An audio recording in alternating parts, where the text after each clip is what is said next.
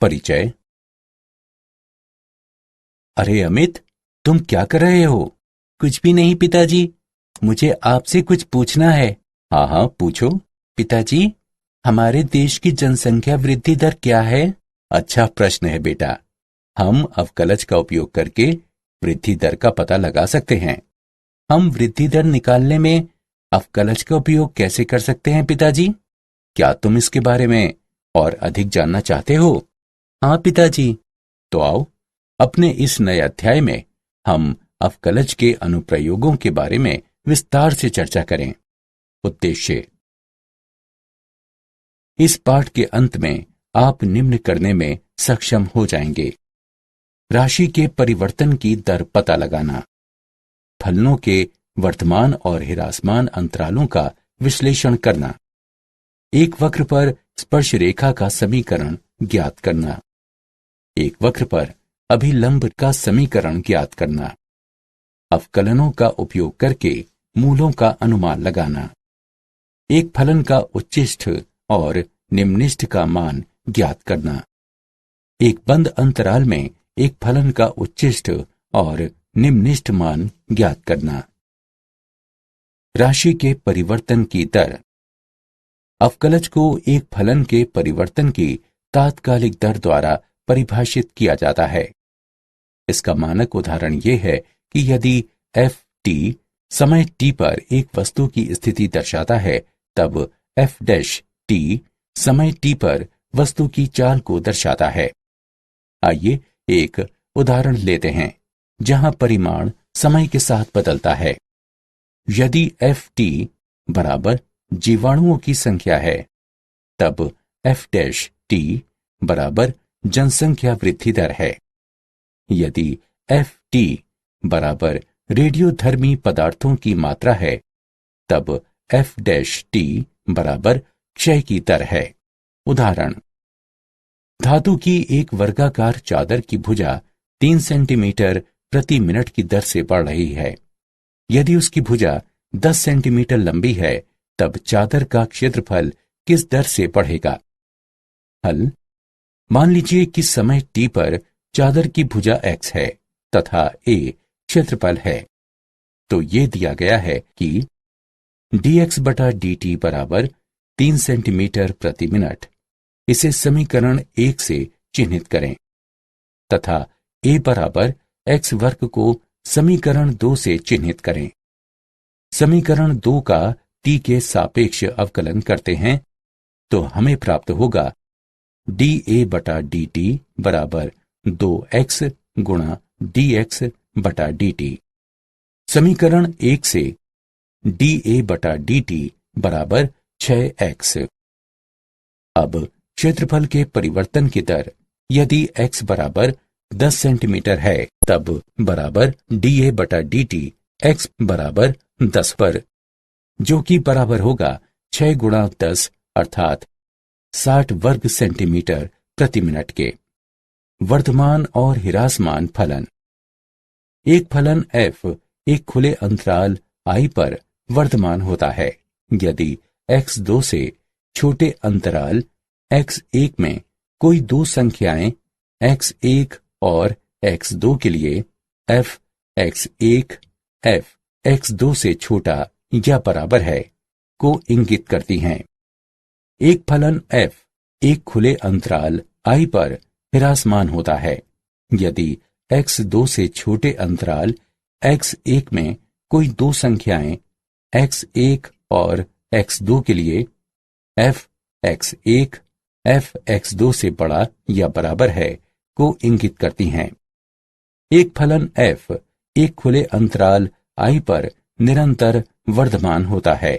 यदि x2 से छोटे अंतराल x1 के साथ I के अंतर्गत प्रत्येक x1 x2 के लिए हमारे पास f x1 f x2 से छोटा है, जिसका अर्थ है x के बढ़ने से fx बढ़ेगा।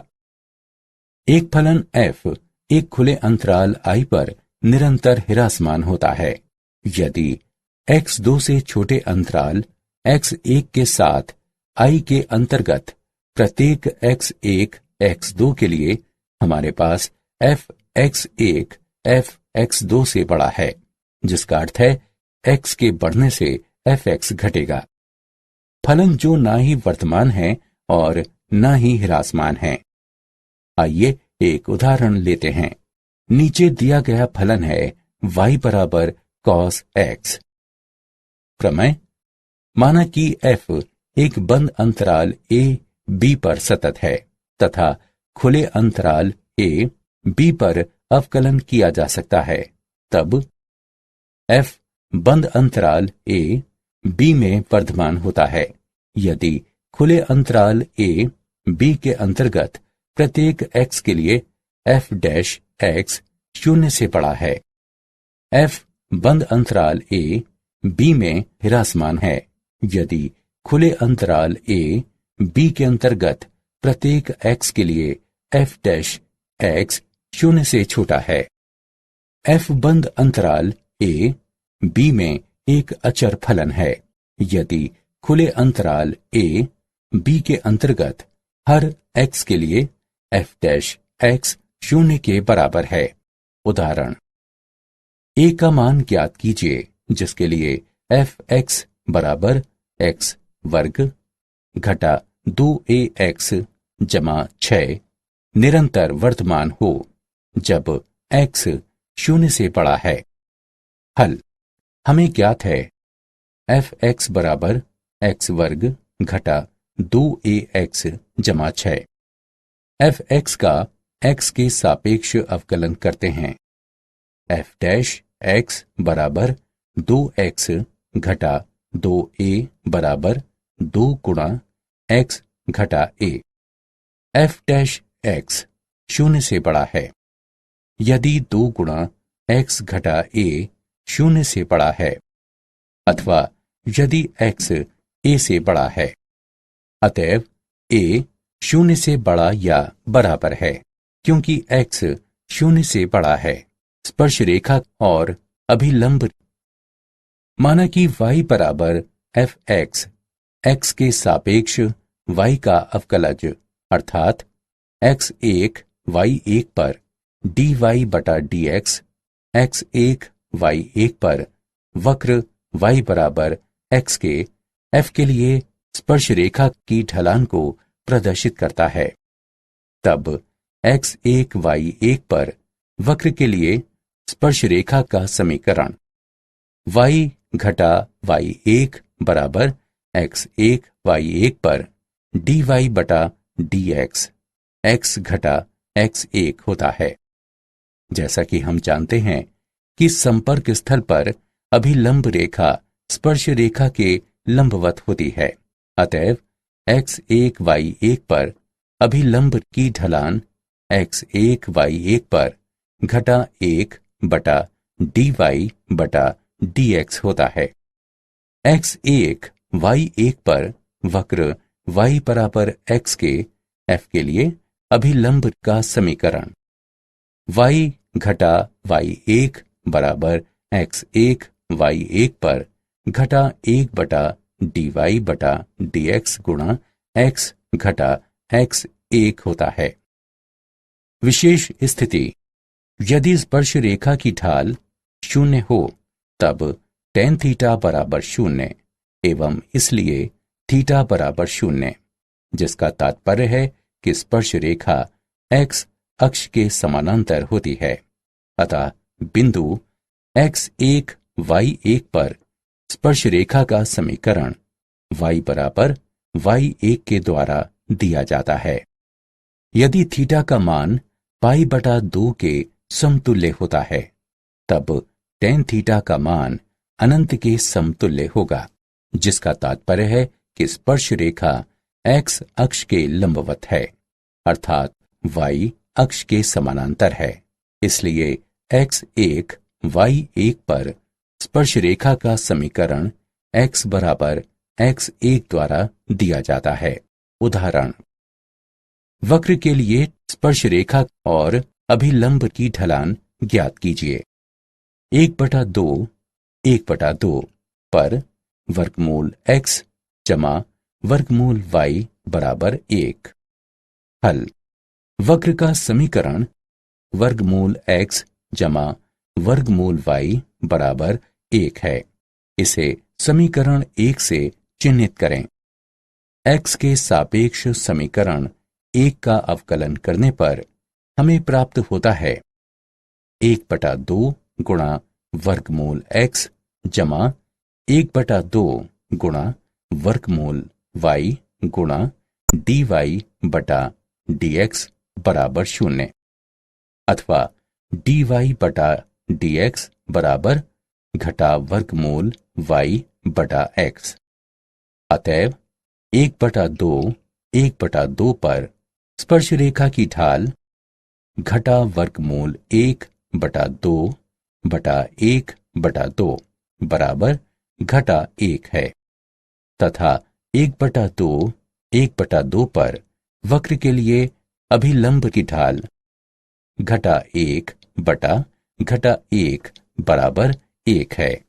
सन्निकटन। x के सापेक्ष fx का अवकलज इस प्रकार परिभाषित किया जाता है f डैश x लगभग fx जमा डेल्टा x घटा fx बटे डेल्टा x के बराबर है। ये इंगित करता है कि fx जमा डेल्टा x बराबर fx जमा डेल्टा x गुणा f डैश x, जो fx जमा डेल्टा x का सन्निकट मान कहलाता है।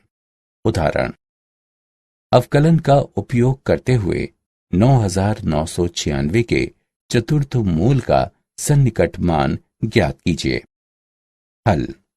हम जानते हैं कि 9996 बराबर है 10,000 घटा 4 के, जो कि बराबर होगा 10 की घात 4 घटा 4 के।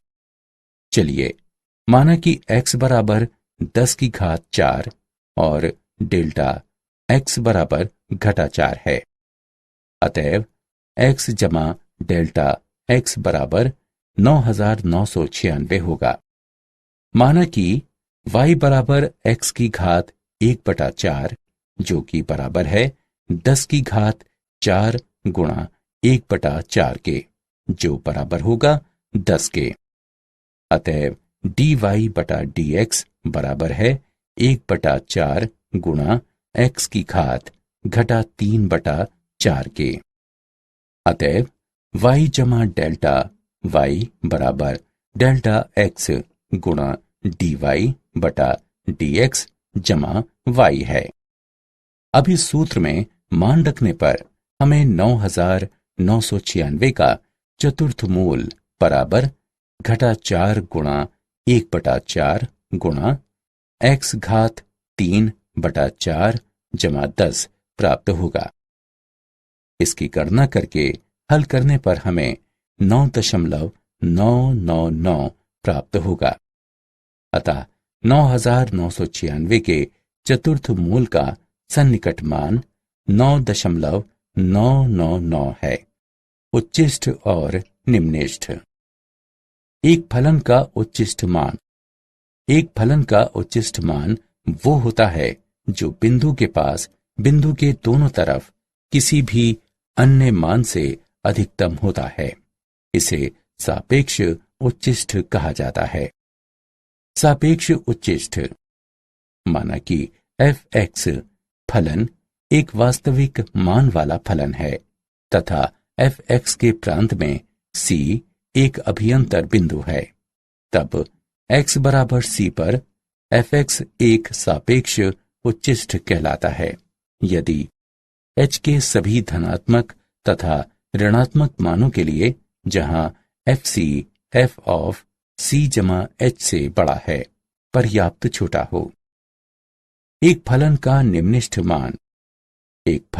निम्निष्ठ मान वो होता है जो बिंदु के ठीक पास बिंदु के दोनों तरफ किसी भी अन्य मान से निम्नतम होता है। इसे सापेक्ष निम्निष्ठ कहा जाता है। सापेक्ष निम्निष्ठ।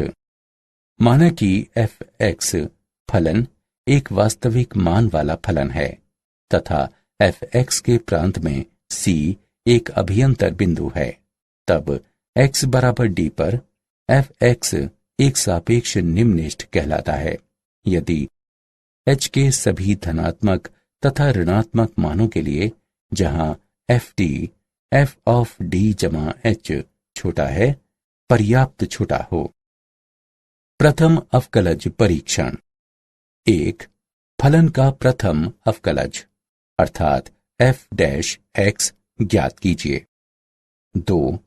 प्रथम अवकलज को शून्य के बराबर मानते हैं अर्थात f डैश x बराबर शून्य तथा वास्तविक मूलों के लिए परिणामी समीकरण को हल करते हैं अर्थात माना कि x बराबर c d इत्यादि ये उच्चिष्ट और निम्निष्ठ के बिंदु हैं। 3. माना कि x बराबर c इनमें से कोई बिंदु हैं यदि f डैश x की राशि धनात्मक से ऋणात्मक हो जाती है अर्थात x c के नजदीक से छोटा है के लिए f डैश x शून्य से बड़ा है तथा x c के नजदीक से बड़ा है के लिए f डैश x शून्य से छोटा है, तब x बराबर c सापेक्ष उच्चिष्ट का एक बिंदु है। यदि f डैश x की राशि ऋणात्मक से धनात्मक हो जाती है अर्थात x c उच्चिष्ट और निम्निष्ठ। द्वितीय अवकलज परीक्षण। माना कि f अंतराल i पर परिभाषित एक फलन है तथा c i के अंतर्गत आता है। माना कि f c पर 2 बार अवकलनीय है, तब x बराबर c के सापेक्ष उच्चिष्ट का एक बिंदु है। यदि f डैश c बराबर 0 तथा f डबल डैश c 0 से छोटा है, f c का मान f के सापेक्ष उच्चिष्ट मान होता है। x बराबर c सापेक्ष निम्निष्ठ का एक बिंदु है। यदि f डैश c बराबर 0 हो तथा f डबल डैश c 0 से बड़ा हो, f c का मान f का सापेक्ष निम्निष्ठ मान होता है। परीक्षण विफल हो जाता है यदि f डैश c बराबर 0 है तथा f डबल डैश c बराबर 0 है। इस स्थिति में हम प्रथम अवकलज परीक्षण का उपयोग करके ज्ञात करते हैं कि c एक सापेक्ष उच्चिष्ट, सापेक्ष निम्निष्ठ अथवा नति परिवर्तन का बिंदु है। एक बंद अंतराल में फलन का उच्चिष्ट और निम्निष्ठ मान। फलन का उच्चिष्ट मान। यदि एक बंद अंतराल a b पर फलन f(x) को परिभाषित किया जाता है, तब इस फलन को x बराबर c पर निरपेक्ष या व्यापक उच्चिष्ट वाला एक फलन कहा जाता है तथा c a b के अंतर्गत आता है यदि a b के अंतर्गत सभी x के लिए f(x) f(c) से छोटा या बराबर हो। फलन का निम्निष्ठ मान। यदि एक बंद अंतराल a b पर एक फलन f(x) को परिभाषित किया जाता है, तब इस फलन को x बराबर d पर एक निम्निष्ठ वाला फलन कहा जाता है तथा d a b के अंतर्गत आता है यदि a b के अंतर्गत सभी x के लिए f(x) f(d) से बड़ा या बराबर हो। प्रमेय।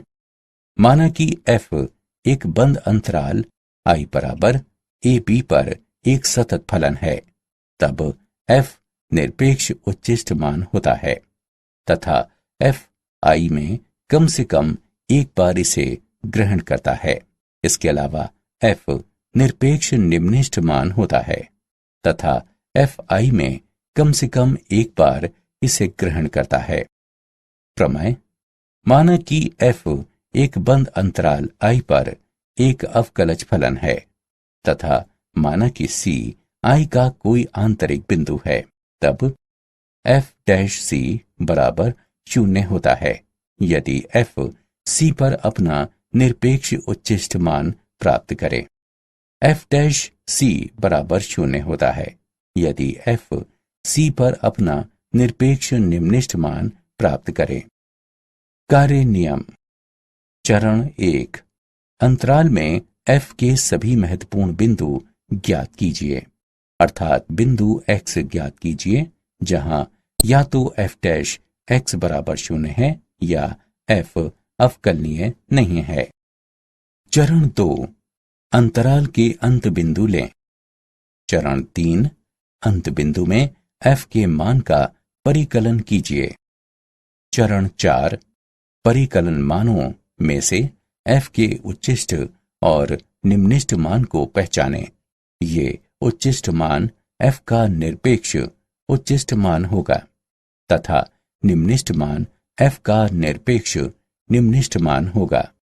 उदाहरण, प्रथम अवकलज परीक्षण का उपयोग करते हुए फलन f(x) बराबर 2x घन घटा 9x वर्ग घटा 24x के लिए सापेक्ष उच्चिष्ट और सापेक्ष निम्निष्ठ बिंदुओं को ज्ञात कीजिए। हल। हम निम्न फलन को हल करके 6 गुणा x वर्ग घटा 3x घटा 4 प्राप्त करेंगे। अब हम समीकरण का गुणनखंड इस प्रकार कर सकते हैं। 6 गुणा x घटा 4 गुणा x जमा 1। f डैश x बराबर 0 ये इंगित करता है कि x बराबर 4 x बराबर घटा 1 है। अब जब x बराबर 4 है तब x 4 से छोटा है। ये इंगित करता है कि f डैश x 0 से छोटा है। x 4 से बड़ा है। ये इंगित करता है कि f डैश x 0 से बड़ा है। अतएव x बराबर 4 पर f(x) सापेक्ष निम्निष्ठ है। जब x बराबर घटा 1 है तब x घटा 1 से छोटा है। ये इंगित करता है कि f डैश x 0 से बड़ा है। x घटा 1 से बड़ा है। ये इंगित करता है कि f डैश x 0 से छोटा है। अतएव x बराबर घटा 1 पर f(x) सापेक्ष उच्चिष्ट है। उदाहरण, एक 20 सेंटीमीटर लंबे तार को 2 भागों में किस तरह विभाजित किया जाना चाहिए कि यदि एक भाग को वर्ग में तथा दूसरे भाग को वृत्त में इस तरह मोड़ा जाता है कि उन 2 समतल आकृतियों के क्षेत्रफल का योगफल निम्निष्ठ हो। हल। माना कि एक भाग x है तब दूसरा भाग 20 घटा x होगा। माना कि x वर्ग का परिमाप है तथा 20 घटा x वृत्त की परिधि है, तब कुल क्षेत्रफल होगा a बराबर x बटा 4 संपूर्ण वर्ग जमा पाई गुणा 20 घटा x बटा 2 पाई संपूर्ण वर्ग है, जो कि बराबर होगा x वर्ग बटा 16 जमा 20 घटा x वर्ग बटा 4 पाई के। अतएव dA बटा dx बराबर x बटा 8 घटा 20 घटा x बटा 2 पाई।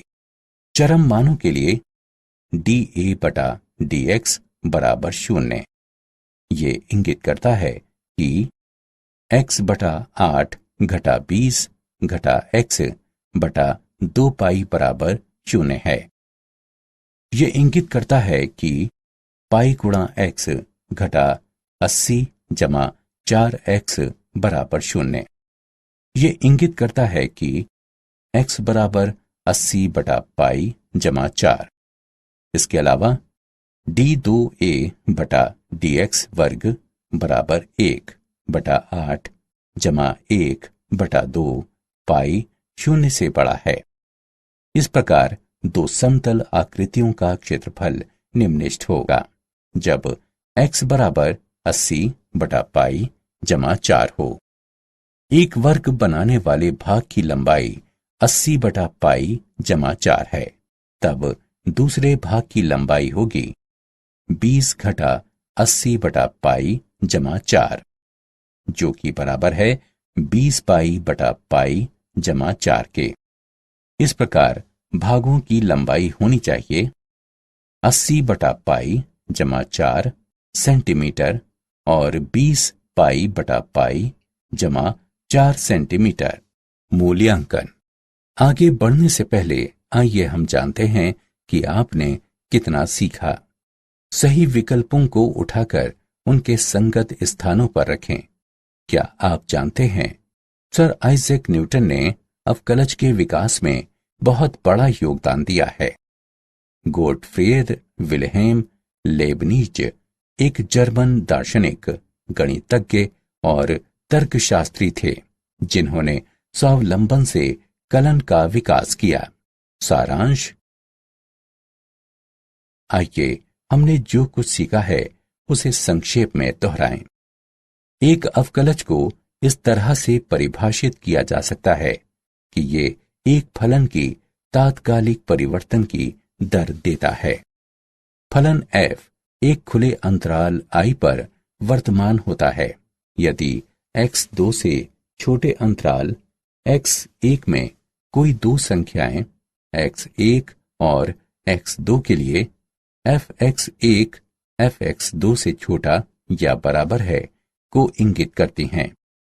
फलन f एक खुले अंतराल I पर हिरासमान होता है यदि x2 से छोटे अंतराल x1 में कोई दो संख्याएं x1 और x2 के लिए fx1 fx2 से बड़ा या बराबर है को इंगित करती हैं।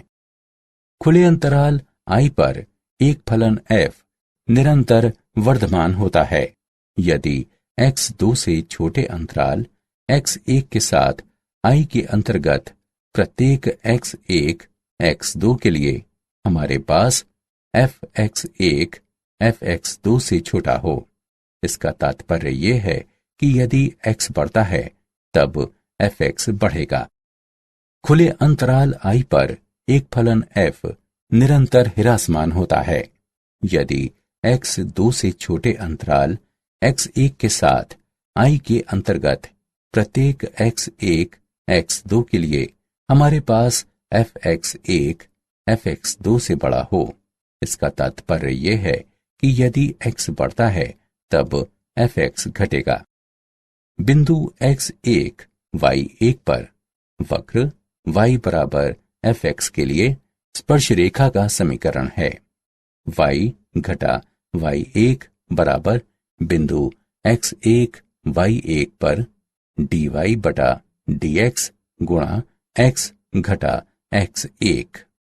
बिंदु x1 y1 पर वक्र y बराबर fx के लिए अभिलंब का समीकरण है y घटा y1 बराबर बिंदु x1 y1 पर घटा 1 बटा dy बटा dx गुणा x घटा x1।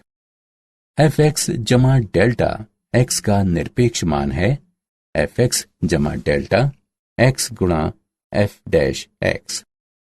माना कि फलन fx वास्तविक मानों वाला फलन है तथा c fx के प्रांत में कोई आंतरिक बिंदु है, तब fx को x बराबर c पर एक सापेक्ष उच्चिष्ठ कहा जाता है। यदि h के सभी धनात्मक और ऋणात्मक मानों के लिए जहां fc जमा h से बड़ा हो पर्याप्त छोटा हो। माना कि फलन fx एक वास्तविक मानों वाला फलन है तथा c fx के प्रांत में कोई आंतरिक बिंदु है, तब x बराबर d पर fx को एक सापेक्ष निम्निष्ठ कहा जाता है। यदि h के सभी धनात्मक और ऋणात्मक मानों के लिए जहां fd जमा h से छोटा हो पर्याप्त छोटा हो। यदि fx एक बंद अंतराल a b पर परिभाषित कोई फलन है, तब x बराबर c पर इस फलन को निरपेक्ष उच्चिष्ठ कहा जाता है तथा c a b के अंतर्गत आता है यदि a b के अंतर्गत सभी x के लिए fx fc से छोटा या बराबर हो। यदि f(x) एक बंद अंतराल a b पर परिभाषित कोई फलन है, तब x बराबर d पर इस फलन को निरपेक्ष निम्निष्ठ कहा जाता है तथा d a b के अंतर्गत आता है यदि a b के अंतर्गत सभी x के लिए f(x) f d से बड़ा या बराबर हो। माना कि f एक बंद अंतराल I बराबर a b पर एक संतत फलन है, तब f निरपेक्ष उच्चिष्ट मान होता है तथा f I में कम से कम एक बार इसे ग्रहण करता है। इसके अलावा f निरपेक्ष निम्निष्ठ मान भी होता है तथा f I में कम से कम एक बार इसे ग्रहण करता है। माना कि f बंद अंतराल I पर एक अवकलज फलन है तथा माना कि c I का कोई आंतरिक बिंदु है, तब f' बराबर 0 है यदि f c पर अपना निरपेक्ष उच्चिष्ट मान ग्रहण करे। f' बराबर 0 है यदि f c पर अपना निरपेक्ष निम्निष्ठ मान ग्रहण करे।